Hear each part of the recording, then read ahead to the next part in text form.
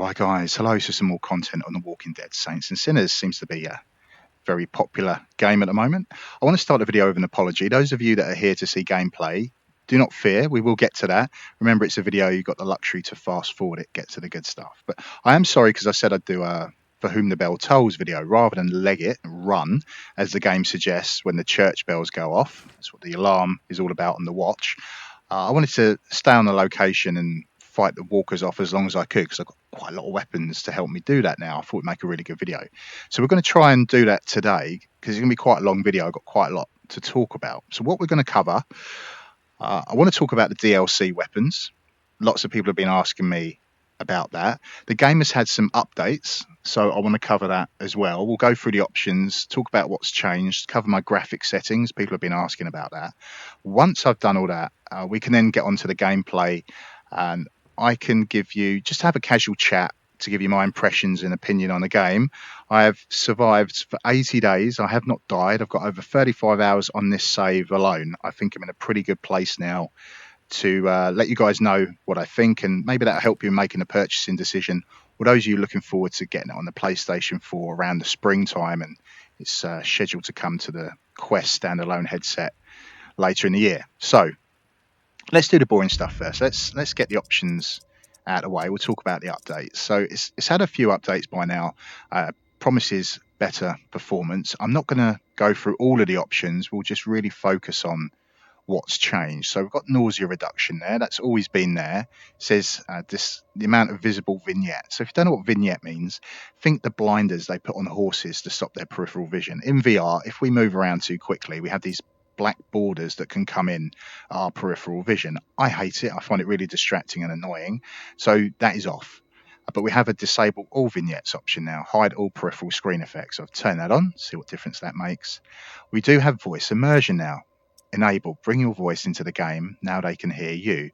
So I did notice this. I mentioned it in previous videos. I could hear my voice echoing in corridors and in rooms. Quite a cool effect. But it never really seemed to make any difference to the walkers. They didn't seem to react, nor did people in the world. But apparently now they will. So I've turned that on. I'm going to do commentary the whole video. So probably going to get surrounded by walkers. But that's okay. It'll make for a more interesting video. I'll head into controls. So it says hand orientation left or right. Well, it makes no odds to me. I am truly ambidextrous, useless with both hands. But what we really want to focus on here is the handgun grip pitch offset. I did ask the developers for this. So what this means, we'll probably be using different headsets, and we will have different controllers. So I've got the Rift S and I've got the touch controllers. Now, what I'm holding feels like a pistol grip, but when I hold a pistol and hold it up, what I'm seeing through the headset doesn't necessarily marry up to what I'm feeling in my hand, if that makes sense. So I end up tilting my wrist up or down to get a good sight picture down the iron sight. So that can be a bit uncomfortable. So that's what this offset's all about. We can tilt it up or down, plus, negative. If you've got like the Vive ones, I think they have more of an angle to them. So that should really help you guys out. Tinker around with it. I've set it to -6, so if my accuracy is a bit off, you know why. I've changed the settings. It's not listed here, but we now have 6 degrees of freedom. If you crouch in the real world, you will crouch in game. In the previous update, you had to edit a file to enable it. It is now baked into the game. It's done automatically. Do the update. You push, well, in my case, the right thumbstick resets the HMD. So if you're stood up or you want to sit down, click that thumbstick to reset the view to what you want to do.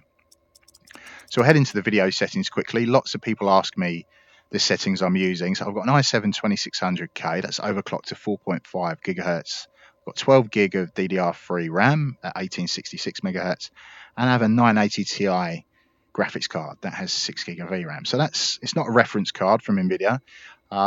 It's from one of the AIB models from Gigabyte. So it's been overclocked about 1450 megahertz, and I've overclocked the RAM a little bit as well. So people have said this looks good for a 980 Ti, and it's really the point of me doing the videos on this system, to let people see you don't need a crazy expensive computer to enjoy VR. A modern equivalent of my card would be like a 1660 Super. You can get those for about £200. And in some ways, because it's newer architecture, that probably actually be better than my 980 Ti. So now you guys know. If I do the auto settings, it will put anti-aliasing up to high. But other than that, it's pretty much the same. If I'm not recording, I can pretty much set everything to high and play the game. But I'm playing and recording at the same time. I think brightness is a new option added in one of the updates, so I've upped that to about 73. Pixel density, you can increase that to help with the graphics quality. Lower it if you're not getting very good performance, but the image will get quite blurry if you lower it too much. So this is why people do buy really expensive graphics cards, so they can really max things out. But yeah, now you guys know. So we'll go into audio. I've turned the music volume right down. It's nice to have it on when you are playing by yourself. It adds some tension and ambience, especially when those church bells go off. We've got enable subtitles. People like to have that on to see what people are saying if I'm talking over them. Nothing new in the HUD, but we can disable some of the user interface. So like hide the grapple. It tells you which hand to shake to get the walkers off, and whether there's a dot on items you can pick up. You can turn all this stuff off just to help you feel more immersed in the world.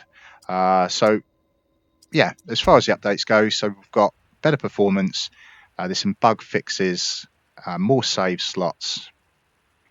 So yeah, they mentioned there's some fixes for the event system, but I'll talk about that a little bit later. We want to talk about the DLC weapons. So I have the Sheriff. It looks like a Colt Python. I pre-ordered to get this, and people have said, well, I'm a bit late to the party. Is there any way I can get this having not pre-ordered? Well, if you bought on the Oculus store, you didn't have the option to buy the tourist edition, but now you can buy that as DLC. I think it's about £8. I don't know what it will be in dollars, but that gives you the 3 extra weapons. So you will get the Sheriff, you will get the Judge, the barbed wire baseball bat, or true Walking Dead fans will want to call it Lucille. It's Negan's bat. And you also get a National Guard knife. Looks a lot like a K-bar knife. So 3 extra weapons to craft that you can use at the start of the game to help you out a bit. There are some voodoo dolls that you can collect. There's a soundtrack and other bits and pieces of the DLC. So if you buy it, you'll get access to the weapons on your save. But if you want to collect the voodoo dolls, you'll need to start a new game. I found that they just don't get added into the world unless I start it again. So keep that in mind. And that thing with the event system, they said that you might need to do a new game for that. But we'll talk about that more later. I've done a number of videos on The Walking Dead already. So we've done a weapons showcase and some gameplay tips. No plot spoilers. I think that's got about 10,000 views. That's quite popular. So you might want to watch that because I don't want to repeat myself too much. I've done some bow gameplay. There's a lot of skill in using that. It's a lot of fun. So I called that Bow Before Me. And I've done one with the boomstick, the double-barreled shotgun. That was kind of fun to do. If you're into COD Zombies, you might appreciate the music I used in the background. I've done a video which is pro pistol tips. Quite useful for you guys to watch that. So yeah, we talk about speed loading revolvers. I can show that in this video. I talk about the 9mm, the automatic weapons will jam, the fact you can pistol whip. But there's something that I didn't cover that I do want to cover now. So when you play the game, you will find weapons out in the world. Now, stuff you find is never as good as the stuff that we craft, we make ourselves. And when you start the game out, you'll find these worn revolvers, and you will use them because you really have nothing better. But the time will come that you want to recycle it. You're going to throw it in this bin, and that will give you the pistol frame, and it will give you some extra salvage materials. But it might still have a couple of rounds in it. And if you scrap it with rounds in it, you lose those rounds. Bullets are precious.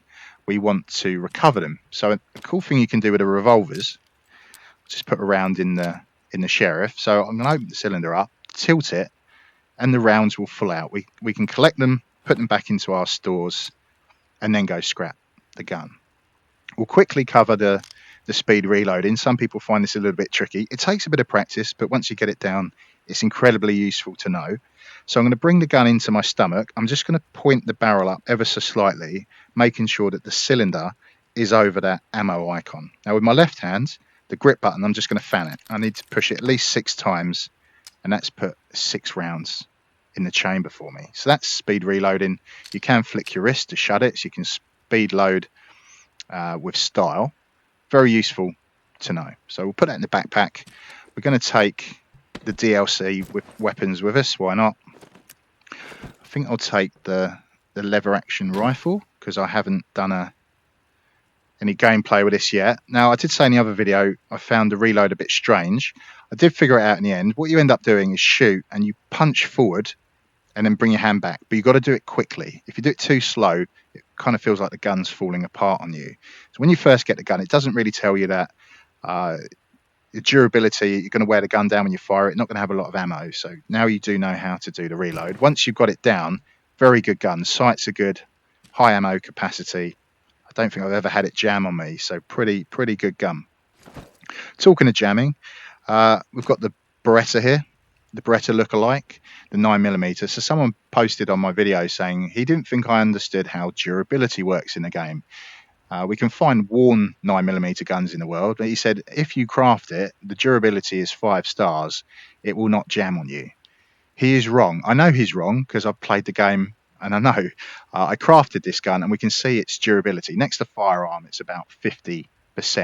Now, this gun has a chance to jam, and the more it degrades, the more the chance of it jamming on you. So it doesn't even need to be 50%. But I don't want people to think that I'm knocking the developers for this. I like that they've worked this into the gunplay. The assault rifle will also jam. I've had the pump action shotgun jam on me as well. All I wanted people to understand was that you shouldn't trust these guns. When it's brand new, you've got a high rate of fire, you've got a lot of rounds in the magazine. It's great, especially for taking out real people in the world that use handguns. But yeah, just wanted people to be aware. You've got the reload as well. So we'll get rid of that rounds. I have to work the action. The slide is locked back. So some people panic. They're under pressure. They might fluff the reload and they get killed. So it is quite a cool gun, but always have a backup. And I do like the revolvers because once you've got that speed reload down, you yeah, it's a very versatile weapon. Put the 9mm on my hip. We'll use that in the game so I can show it jamming. We'll take the K-bar knife. I'll take the pump action with me as well because I love a shotgun. So I think we're good to go. Now I can start talking about the game. So some people love it, some people hate it, and I'll try and talk it through to help people understand. My friend's wife asked, "Is this game like the Walking Dead TV show?" Now you should know I did read the comics before I watched the TV show. I still watch the TV show. I like that they put little twists in it. I thought I knew what was going to happen, but I don't. They do keep me guessing, so that's kind of awesome. But what the Walking Dead really is about is the people. I know it's got walker zombies in it, but they're not really the focus. It's character development, seeing these people change over time. What they're like in season 1 and what they're like now, very different people. The terrible things that have happened to them, the choices, difficult decisions they've had to make. And that's really what The Walking Dead's all about, and that's what this game is about to a degree. So I do think it deserves the Walking Dead name in the title. So those of you looking for a Call of Duty Zombies experience where you can run around like a crazy person shooting guns off, you might be a little bit disappointed. So you need to be aware of what this game is. Some people want to know what kind of genre it is. I think most people would say it's like a horror survival. I wouldn't really say The Walking Dead is horror, but this game could well scare some people. We're all different. If we're all the same, it'd be a very boring world. So people want to know if it's an open world RPG. We'll get to the open world stuff in a bit, but as far as role-playing games go, a true open world RPG I would consider to be like Skyrim or Fallout. You can do these games in VR.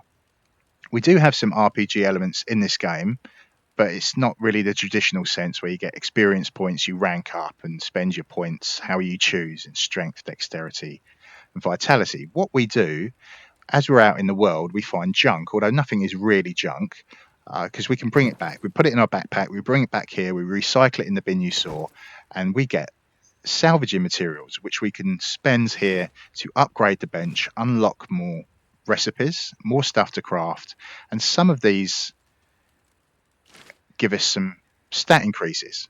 Stamina is increased, very useful. Health is increased. I can run and use less stamina, also very useful.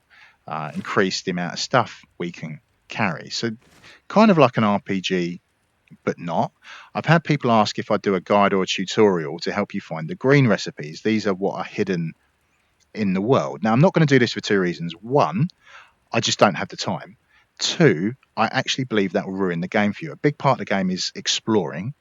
You can see what these items are now, but when you play the game, you'll just get a cryptic clue to help you find where they are. And we're against the clock.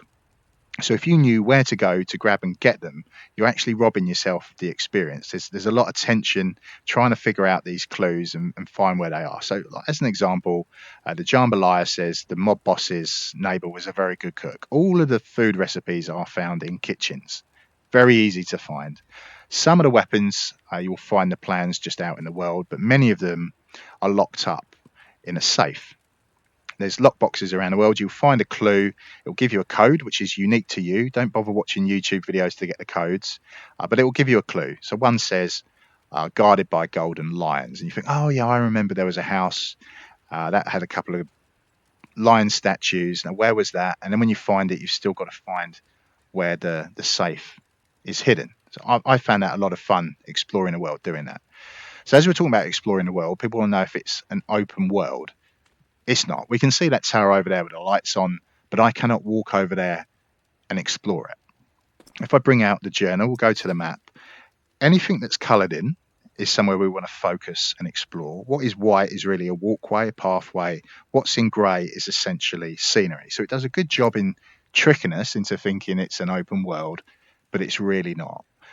So we've still got plenty to explore. As I keep saying, we're against the clock, so we've only got so much time in the area. So yeah, if you had any more, you wouldn't be able to see it all in a day anyway. So it's not too bad. Just be aware it's not really like Skyrim or Fallout. So I've seen people stream this and they said, oh, there's invisible walls. I can't walk any further. This is silly. I don't feel like I'm part of the world anymore. If they looked at their feet, they'd have realised the reason they're not walking any further is because there's water. You might make that out shimmering. So we're in New Orleans, mostly flooded. We can't walk to areas. We use a fast travel mechanic.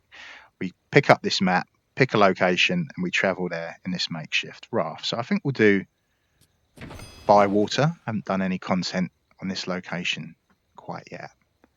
So some people asking me, is there a new game plus mechanic? If you don't know what that is, it means you complete the game and you reset it. You can do all the quests all over again, but you keep your gear. And because you have awesome weapons, the game becomes a little bit more difficult. Well, the game doesn't do that, but we do have free profiles. So you can load your first, do your first profile, complete it, load another one, make different choices, different decisions, and potentially see a different ending to the game. I think there's 3 different endings. So if you've had a bad day at work and you come home and you think, I just want to take it out on walkers, shoot them in the face, you can load up your first profile, do what I'm doing now, come out and explore the world, and then another day go back to your other profiles and play the game proper. In the updates, it talked about the event system. People have asked, is there any point continuing after you've completed the game? Now, it's not working for me. They've said I would need to complete a new game. But what I think the event system is I've talked about it in the other video, channel 47. It gives us intel, so it tells us locations have weapon caches, food caches, medical caches for us to loot. And it will also tell us if there's death squads, survivors from the 2 factions in the world as well. So I'm pretty sure that's what the event system means, but don't hold me to it. I probably should start off talking about some other games that this is like to help you guys understand if you'd like it or not. So if I said as a base game, Asgard's Wrath, that's a very popular game in VR. Now, bear with me. I know that's a fantasy game about gods, but the core gameplay is kind of similar. We see our body. There's melee combat in it. It's got a bow. Okay, we don't get the companions, but we do collect stuff and we do craft stuff in that game. So there's some similarities there. In this game, unlike Asgard's Wrath, we've got physics. Items and weapons in this world have weight to them. Don't ask me how it works. It just feels that it does. So this bat weighs more than a sword. For me to swing this around, it's going to take more stamina than using the sword. So that's kind of cool. Those of you that played Boneworks, lots of people got excited about that because of the physics. So we've got some of the Boneworks DNA in this game as well. I don't think they're with us anymore. I think they've closed down now, Telltale Studios. They did quite a few games. One of them was The Walking Dead. And their games are really focused on making choices, tough decisions. You make lots of them, and the game remembers what you choose, and the game plays out differently. So the experience you'd have and what I'd have potentially would be very, very different, which is kind of awesome. Now, the game doesn't really go to the same kind of scope as the Telltale games, but that is kind of part to it. We've got quite a few choices to make. As I said, we've got about 3 different endings to see. So that's kind of cool. So if we amalgamate all those 3 games together, a bit of Asgard's Wrath, a bit of Boneworks for the physics, and the choices of the Telltale games, that's, yeah, if you like one of them, if not all of them, I think you're really going to like The Walking Dead Saints and Sinners. So I should probably talk about the graphics a little bit. Quite a few people have said it's a very pretty game. I don't want to call them liars. I think to say it's very pretty is a bit of a stretch. Some of the textures are quite a low quality. You do kind of notice that with the doors. It's not bad though. It's not terrible. There's been a mouse. There's been a complaint that assets are heavily reused in this game. Like all the children in this world seem to own the same purple tricycle. There only seem to have been 5 or 6 books that were ever written in this world, and you see them repeated everywhere. Put you to rest. Right, so that is kind of a fair complaint. However, Asgard's Wrath, that's a very pretty game, but that weighs in at 130 gig. Kind of ridiculous. Oh, that's a lot of walkers.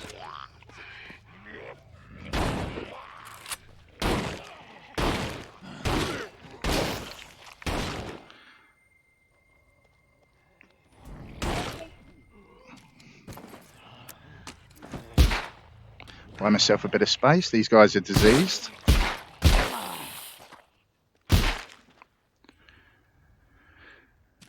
Somewhere under all this is my knife. There we go. So yeah, assets being reused. Kind of a fair complaint, but the more stuff we'd have, the higher quality the textures, the more variation, it would just be a larger game. So Asgard's Wrath is stupidly big at 130 gig. This game's about 33 gig when it's installed, which I think is manageable. That's not too bad. A game like Stormland, that's 15 gig, and that is, everything looks the same in that game. I was quite disappointed with it, to be perfectly honest. So I can kind of forgive this game.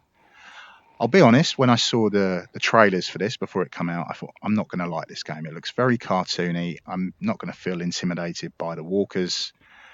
Just not going to buy into it. And I'm quite happy to say, having played it now, I was quite wrong. I really enjoy it. So it does have a cartoony look like the Telltale games, but it is still quite gory. Oh, you're diseased.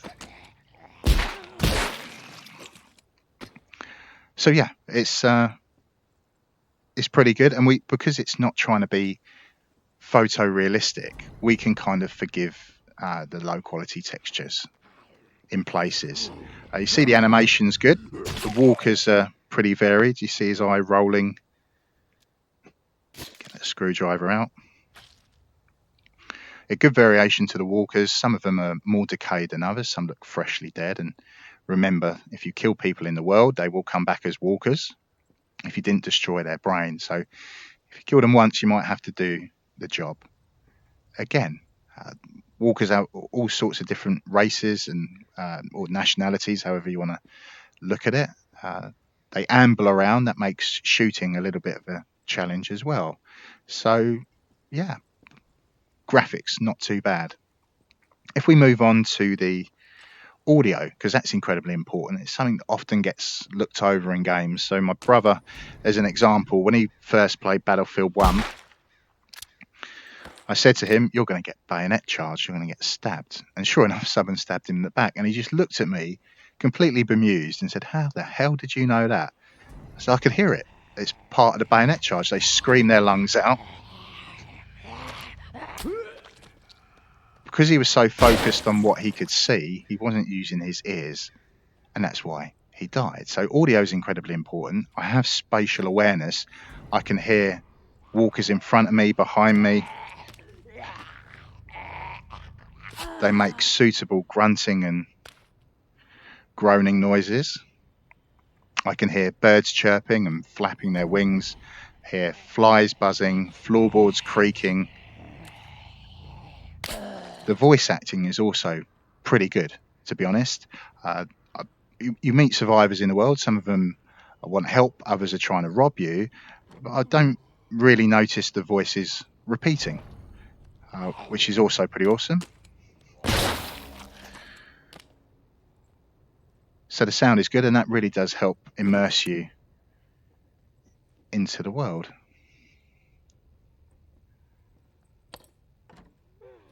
I could hear them behind the door.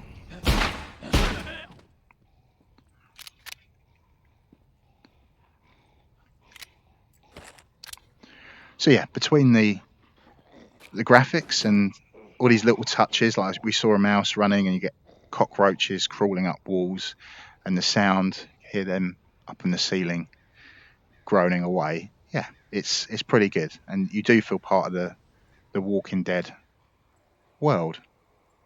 So we start talking about the gameplay. Some people have complained how slowly we walk. You can't run particularly far, and when you start running, when you run and fight, it eats into your stamina. You get hungry, it reduces your max stamina. You need to eat food to recover it. If you eat food you find in the world, that will reduce your max health. You get sick. So it's a bit like in Fallout, where it's in the radiated world, you get radiation poisoning. So we have to manage items. We've got medicine to stop us being sick, stop us coughing. Coughing will give us away. It's another part of the audio. And we've got bandages to heal ourselves, and all sorts of food. We make our own food, which won't make us sick. But some people have been quite critical at how slowly we move. And they've said, well, the developers have clearly done that to drag the game out, make it last longer. Well, those of you interested, it probably took me maybe 15, 16 hours to do my first playthrough. And I was taking my sweet time. I wanted to find these hidden recipes, explore the world, do side quests. So, yeah, it's 15, 16 hours. I think that's reasonable for a game.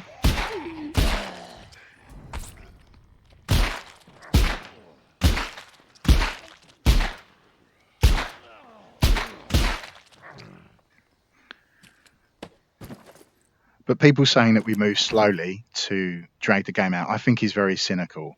I think the developers have done is they've had to make us, shall we say, slightly handicapped, so we're wary of the walkers.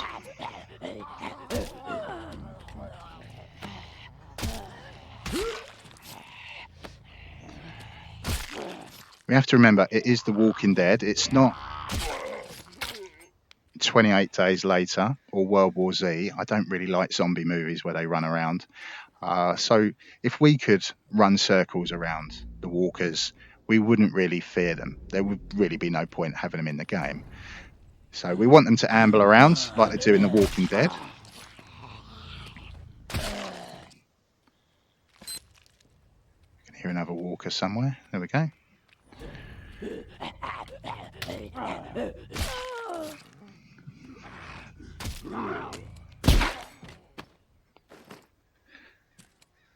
So yeah, I can understand the complaint. Non-player characters, NPCs, they do seem to walk faster than we do. Some people find the game very tricky because all they do is run. And I watched my friend live stream this, and I told him, do not run, you will die tired. Now, I'm sure he wanted to listen to me. Thought she was diseased.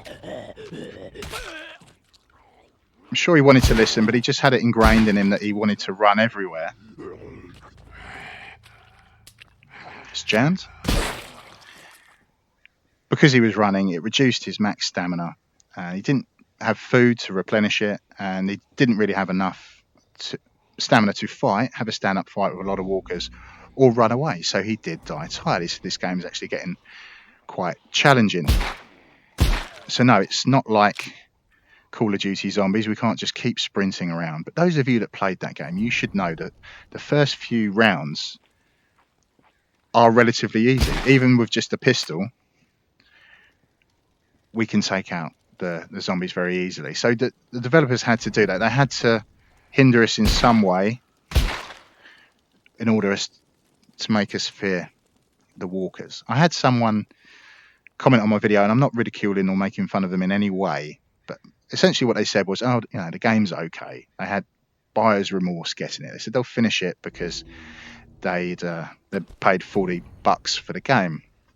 They said, in essence, all you really do is grab a zombie, stab him in the head, or you grab a zombie and you shoot them in the head. So, well, a bit of an extreme analogy, but that'd be a bit like me saying, I'm not really into cars. I've got Project Cars 2. It's all right, but all you really do is accelerate and brake and turn left and right. Now, someone that's really into sims, driving sims, would say, well, be a man. Don't drive automatic. Drive manual with a clutch. It's more challenging. Try a different track. Don't do a speedway where you just always turn left, go around in circles.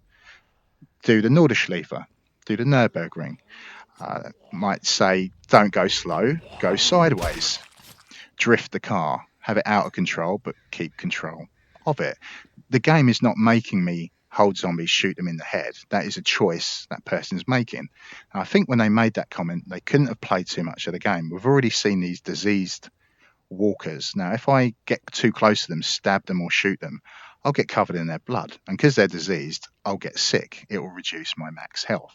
So if you just keep trying to stab zombies up close, you're going to end up in a pretty bad state. The developers have put thought into the gameplay, so there is variation to it.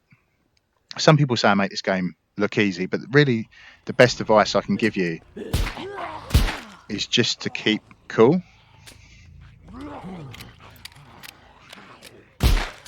Just jammed.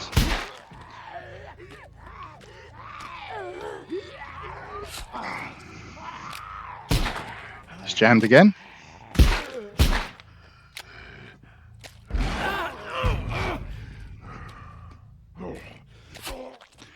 So there you go. Keep you cool. Even though the gun jammed on me, I still took out quite a few walkers. When you start out, you don't have a lot of resources, so food and medicine, and you won't have a lot of weapons. But we can use stuff in the world. You can kill the walkers with a spoon. There's a screwdriver. We've already brained some walkers with that. You can use a frying pan, bash them over the head with that.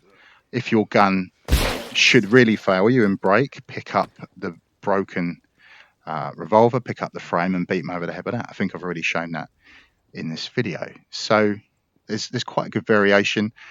People have asked, can you chop their legs off? They've seen me take their arms off with a sword. Well, no, I haven't been able to take their legs off, but it does stagger them if you hit their legs, and you can follow up, finish them, hitting them on the head. So as far as the gameplay goes,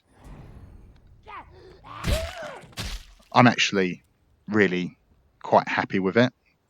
And although I can understand some people's frustrations, so I've not died yet, although I'm aware there's the mechanic that should we die, we will drop our backpack, and you need to get back to it without dying. You'll have less health, less stamina. You need to get back to it, or you will lose all of your stuff. And this is taken from the Demon Souls and Dark Souls games. That's worked very well for those games. And the reason I want to talk about those games is you can dodge in that game to avoid attacks. Now, if you wear really heavy armor, it limits how far you'll dive, you'll dodge. So I think what the developers probably could have done, taking a hint from that, is that as we come into the world, we would be quite nimble and we could move around quickly. But as we keep putting stuff in our backpack, we get slower and slower and slower. I think in Skyrim, once you've put in too much stuff in your inventory, you become over encumbered and you literally move at a snail's pace. You start crawling.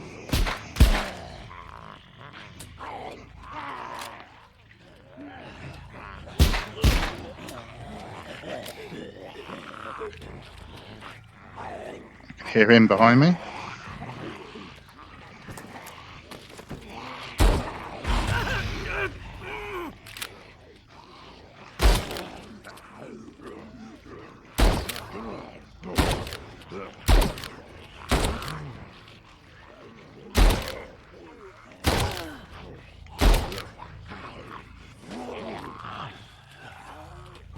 Hear you too.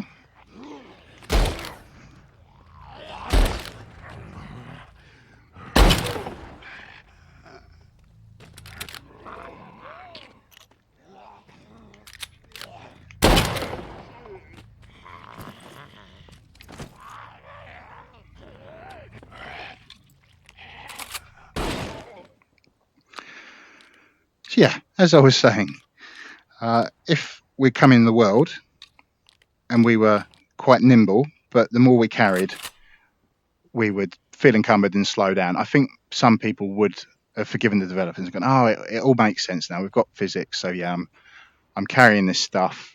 I am going to move slower, and there's no getting away from it. We will always pick stuff up. We need the resources in order to craft. We need to craft weapons. These are what are going to keep us alive."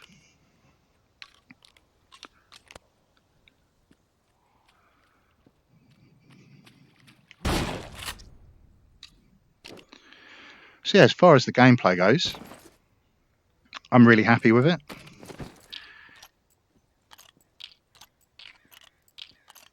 You just need to understand what you're buying into. It's not Call of Duty Zombies. If you understand what this game is and play it for what it is an awful lot of fun. So what we like for time, still got a little bit of time to kill before the church bells go off. I think I'll talk about the Rift S headset a little bit that I've got. Some people have questions about that. They are interested about the IPD adjustment or lack of manual adjustment. IPD is interpupillary distance, the distance between your eyes, or more to the point, your pupils. You do need to make this measurement and see if you're in the sweet spot. No one I know has a problem with it, but I've seen people online say they do get a headache. So if you get the headset and it's not working out for you, return it and just say it's not fit for purpose. It doesn't need to be faulty for you to return it, but I'm going to put my neck out and say I actually think the Rift S is the best VR headset. Now, I know that's going to trigger some people. I should explain myself. People are going to say, oh, well, the Valve Index clearly is the best headset, all this technology and stuff that's built in it, which, yes, that's kind of true. But we just, as an overall headset, there's a reason why I bought the Rift S. So the Valve Index, over £900. A lot of that cost goes into the controllers, which are very cool, but they have issues with some games that I want to play, which I don't really find acceptable when you're paying that much money for VR kit.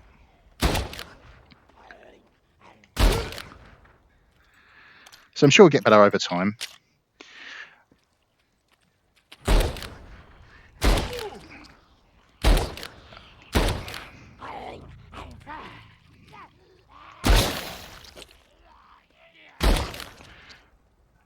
Quite hectic with all these walkers around. So yeah, it's a good headset, but it's expensive.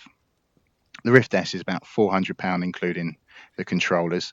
It has no base stations. It has cameras built into the headset to see what our hands are doing with the controllers. So I'm not saying that's better than having base stations, but it's certainly more convenient. I can put stuff over my shoulders. I've got no real issue using it. I've got good compatibility with games. I can do stuff off the Oculus Store. I can play anything off Steam. I think the price is reasonable. I like doing flight sims and driving sims, and guys that are really into that will often have free screens to increase their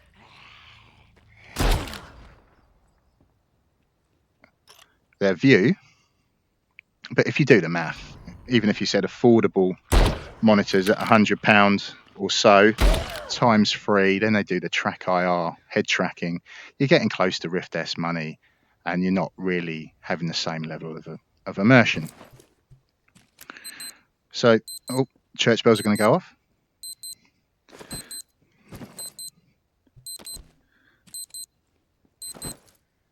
So some people might say, surely the Quest is the best headset because it's portable, and they think OLED panels are better because you get better blacks. Everything really is a compromise. There is no right or wrong answer. Yes, the blacks are better, but you still get colours smudging.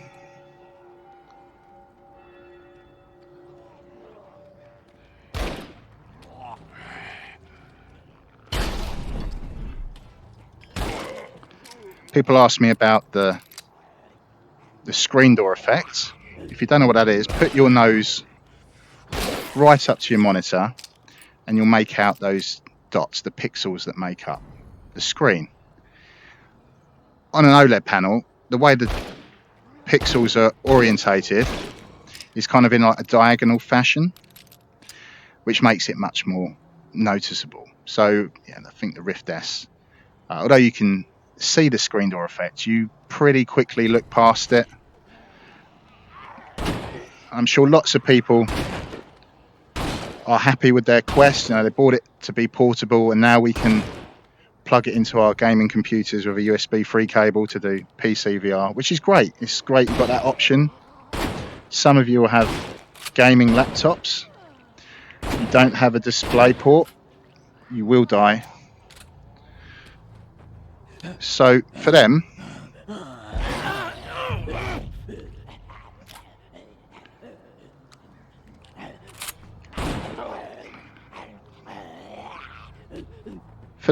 the Quest does make a lot of sense.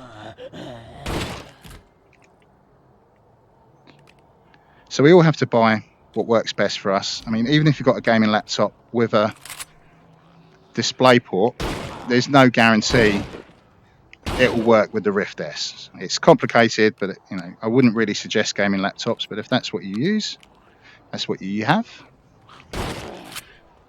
All that matters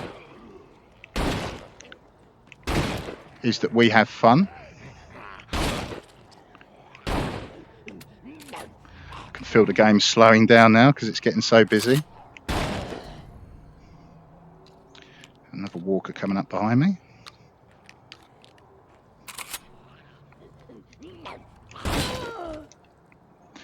As you're wondering why I crouched in the boomstick video, it's to get under the helmet.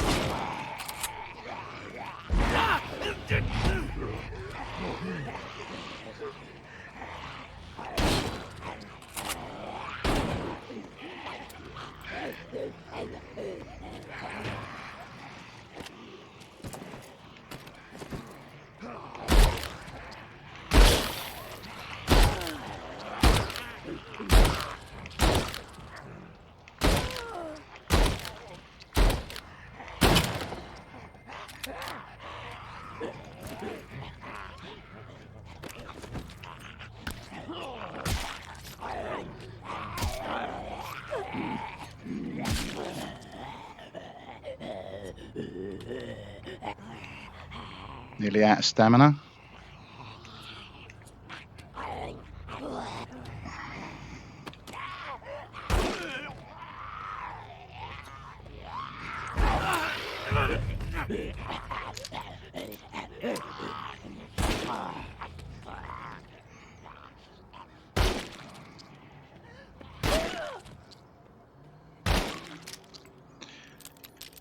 Well, still alive.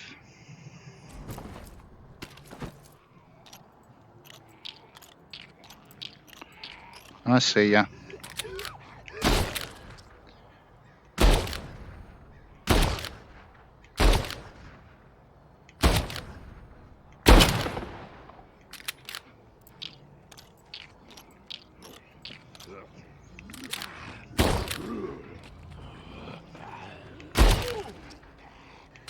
So people have asked if the developers have put Horde mode in, but I'm pretty sure that's what I'm doing now.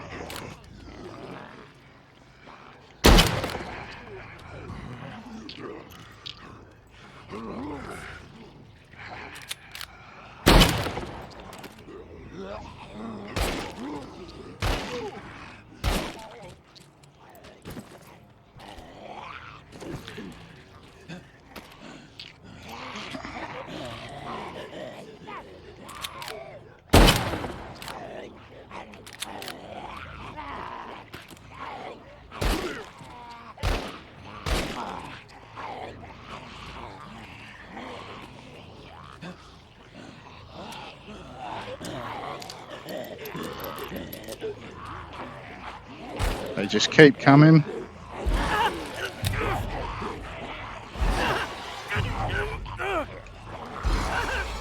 Get off.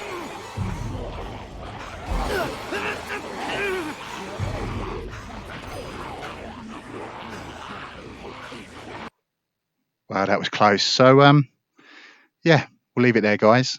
Have a great day. Have a great evening, whatever it is you choose to do after watching this. And I'll see you all when I see you next.